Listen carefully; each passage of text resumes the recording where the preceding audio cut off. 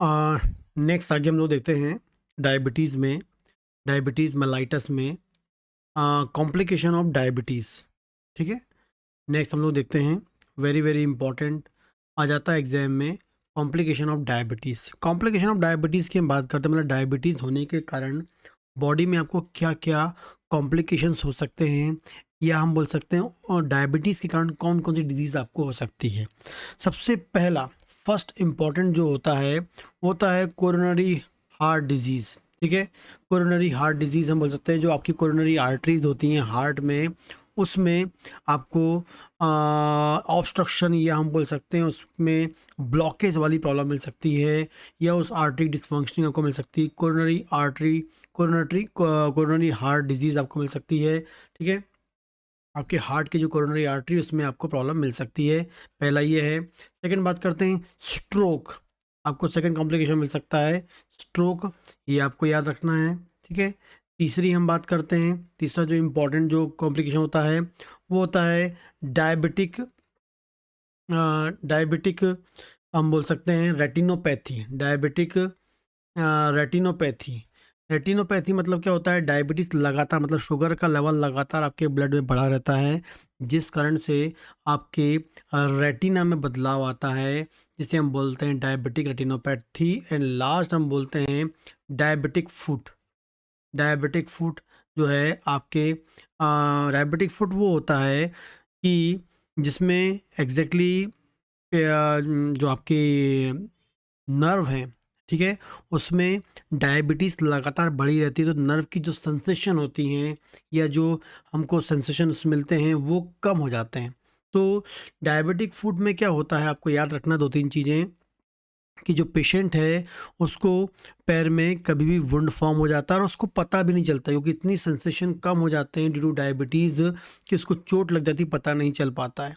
इसलिए डॉक्टर्स बोलते हैं कि जिसको डायबिटीज़ हो गया है उसको रात में प्रॉपरली पैर को वॉश करके, पैरों को वॉश और वॉश करने प्रॉपरली पैर को चेक करें, ताकि कोई वुंड या कोई चोट तो नहीं लगी है, क्योंकि चोट लग जाती है, पता नहीं चल पाता है, और आपको फाइनली जो है एक वुंड फॉर्म हो जाता है जो हील नहीं हो पाता है। ठीक है, तो कोरोनरी हार्ट डिजीज़ हो गई, स्ट्रोक हो गया ना, आपका डायबिटिक रेटिनोपैथी हो गया, एंड आपका डायबिटिक फूड आपको मिलता है, आपको याद रखना है। ठीक है, अगली बात करते हैं इन्वेस्टिगेशंस। आप कौन कौन से ऐसे इन्वेस्टिगेशंस करवाएंगे जो हेल्पफुल होते हैं किसके लिए, डायबिटीज़ को डायग्नोस करने के लिए। ठीक है, तो पहले हम सबसे पहले इम्पॉर्टेंट जो होता है, हम बात करते हैं ब्लड शुगर की। ठीक है, बेसिकली इसमें दो ही टेस्ट होंगे, एक ब्लड से शुगर पता करेंगे, और यूरिन में शुगर पता करेंगे।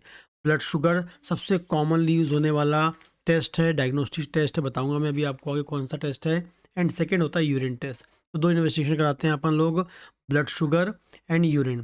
तो ब्लड से आप क्या करते हैं, ब्लड से आप लेते हैं, सबसे पहले हम बात करें ब्लड में आप करते हैं फास्टिंग, मतलब खाली पेट। दूसरा है पीपी, हम बोलते हैं पोस्ट प्रेंडियल बोलते हैं। एंड लास्ट होता है HbA1c। HbA1c फास्टिंग हो गया, पोस्ट प्रेंडियल हो गया, एंड HbA1c, ये तीन मोस्ट इंपॉर्टेंट टेस्ट होते हैं जो ब्लड से कराए जाते हैं। ठीक है, तो हम यदि बात करते हैं फास्टिंग की, तो फास्टिंग में हमें चाहिए होता है 8 से 14 घंटे का फास्ट, मतलब खाली पेट आपको रहना है। फास्टिंग मतलब खाली पेट, 8 से 14 घंटे का खाली पेट चाहिए, या हम बोलेंगे आपको ओवरनाइट। ओवरनाइट रात भर आपको ओवरनाइट जो फास्टिंग है उसकी हम बात करते हैं। ठीक है, तो रात भर की जो फास्टिंग है वो, या 8 से 14 घंटे की आप खाली पेट हैं, उसके बाद आपने ब्लड सैंपल आपको देना है, और फिर हमको टेस्ट कराना है। और टेस्ट कराने के बाद जो इसमें आपकी जो नॉर्मल रिपोर्ट होती है, नॉर्मल जो वैल्यू होती है, वो आती है 82, हम बोलेंगे 82 110 mg/dl। ठीक है, 80 से 110 mg/dl, इस रेशियो के बीच में आपकी आएगी तो नॉर्मल होगी। ठीक है, फिर से हम बोल रहे हैं पहला जो ब्लड सैंपल है वो आपको 8 घंटे से 14 घंटे की फास्टिंग या रात भर खाली पेट रहते हैं, सुबह एकदम से आपको कराना होता है। और उसमें जो नॉर्मल वैल्यू होती है 80 टू 110 mg पर DL हम बात करते हैं, ये आपकी आती है। और कॉम्पिटिटिव एग्ज़ाम के हिसाब से बात करें तो बुक्स में बोला गया है कि आपका जो है 126 mg पर DL, ठीक है। लेकिन आप एक रेशियो में याद रखें 80 से 110, 80 से 110 mg पर DL के बीच में आएगी तो आप बोलेंगे नॉर्मल है। 110 के ऊपर आती है तो आप बोलेंगे 110 mg पर DL के ऊपर आती है तो आप बोलेंगे ये आपकी क्या है, एबनॉर्मल है, ये हम बोलेंगे उसे कि उसको शुगर की प्रॉब्लम है, ठीक है। दूसरी हम बात करते हैं, यही बेस्ट डायग्नोस्टिक टेस्ट होता है किसके लिए, डायबिटीज़ के लिए। डायबिटीज़ के लिए जो बेस्ट डायग्नोस्टिक टेस्ट होता है यही कराया जाता है और सस्ता भी होता है, ठीक है। दूसरा होता है पोस्टप्रेंडियल, ठीक है। दूसरा होता है पोस्टप्रेंडियल। पोस्टप्रेंडियल मतलब होता है आपको खाना खाने, मतलब क्या है, पोस्ट लोड प्लाज्मा ग्लूकोज, ठीक है। पोस्ट लोड प्लाज्मा ग्लूकोज, ठीक है, PLPS, पोस्ट लोड प्लाज्मा जो ग्लूकोज है वो टेस्ट होता है। इसमें क्या होता है, खाना खाने के बाद, या हम बोलेंगे एग्जैक्टली इसमें खाना खाने के बाद आपका क्या होता है, इसमें ब्लड टेस्ट लिया जाता है। और खाना खाने के बाद जब ब्लड टेस्ट आप लेते हैं और उसके बाद आपकी जो शुगर की वैल्यू है 110 से 140 mg पर DL आपकी नॉर्मल वैल्यू आनी चाहिए, इसके बीच में आनी चाहिए। नॉर्मल वैल्यू कितनी होती है, 110 से 140 mg पर DL इसकी होती है, आपको याद रखना है। खाना खाने के बाद की हम बात करते हैं और इसमें आप वेन से भी ब्लड लेते हैं एंड कैपिलरी से भी ब्लड ले सकते हैं। यदि वेन से हम बात करें, स्पेसिफिकली बात करें तो, और कैपिलरी से, दोनों में थोड़ा डिफरेंस हो सकता है, ठीक है। लेकिन बेसिक जो होता है पोस्टप्रेंडियल जो है वेन से लेते हैं और उसमें आपको 110 से 140 mg पर DL आपको मिलेगा, ठीक है। ये आपको याद रखना है। इसके अलावा एक और चीज़ हो सकता है इसमें, अपन रैंडम, मतलब कभी भी रैंडम, आप रैंडम एक तीसरा टेस्ट हम सोच सकते हैं रैंडम, HbA1c बताऊंगा मैं भी आपको। एक और चीज़ में कर सकते हैं रैंडम, कभी भी आपने कभी भी अचानक से ले लिया और उसमें आपने ब्लड सैंपल ले लिया और उसमें आपका आएगा 200 mg पर DL नॉर्मल वैल्यू, आपको याद रखना 200 mg पर DL आपको याद रखना है, ठीक है। एंड लास्ट है HbA1c, ये आपका लास्ट या पास्ट या पुराने 3 महीने में शुगर का क्या लेवल था वो बताने के लिए, यदि बॉडी के अंदर पुराने 3 महीने जो गुजर चुके हैं उसमें ब्लड शुगर का लेवल क्या है उसे पता करना है तो हम HbA1c टेस्ट कराते हैं और जिसकी नॉर्मल वैल्यू आपको याद रखना है 6.5%, ठीक है।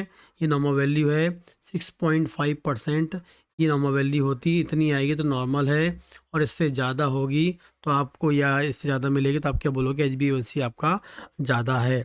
एग्जैक्टली इसमें लास्ट 3 महीने की जो ग्लूकोज है उसका मीन एक्चुअली में निकाला जाता है और एग्जैक्टली इसमें हम लोग देखते हैं मतलब जो ग्लूकोज जो है वो हीमोग्लोबिन से एक प्रकार से बाइंड, मतलब ग्लूकोज वाला हीमोग्लोबिन जो है वो हम लोग इसलिए पता करते हैं, ठीक है। ग्लाइकोसाइलेटेड हीमोग्लोबिन बोलेंगे, या ये सब याद नहीं करना तो आप याद कर सकते हैं कि ब्लड आपका जो है ब्लड से जो शुगर है फास्टिंग कर लेंगे हम लोग, ठीक है। 180 से 110 mmHg हो गया। फिर इसके अलावा हम बात करेंगे खाना खाने PP की बात करेंगे तो उसमें आपको 110 से 140 mg पर DL मिलेगा। रैंडम करेंगे 200 mg पर DL मिलेगा। HbA1c लास्ट 3 महीने का आपको बताता है। ये 3 से 4 टेस्ट हम कराते हैं, लेकिन जो फास्टिंग है सबसे इम्पॉर्टेंट टेस्ट होता है, ठीक है। HbA1c भी बहुत ही इंपॉर्टेंट टेस्ट होता है। HbA1c थोड़ा कॉस्टली टेस्ट होता है लेकिन आज के ज़माने में फ्रिक्वेंटली डॉक्टर्स को भी करा लेता है, ठीक है।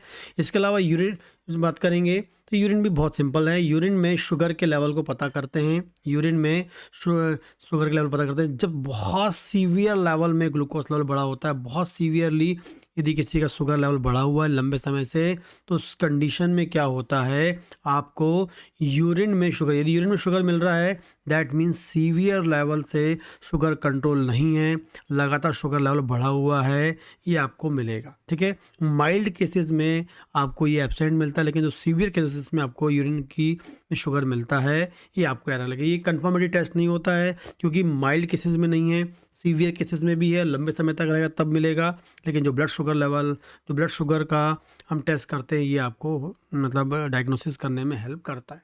तो ये इन्वेस्टिगेशंस हैं, ब्लड शुगर हो गया एंड यूरिन शुगर आप कर सकते हैं। और इसके अलावा भी कुछ क्वेश्चन तो आप मुझे कमेंट करके बता सकते हैं, पूछ सकते हैं। ठीक।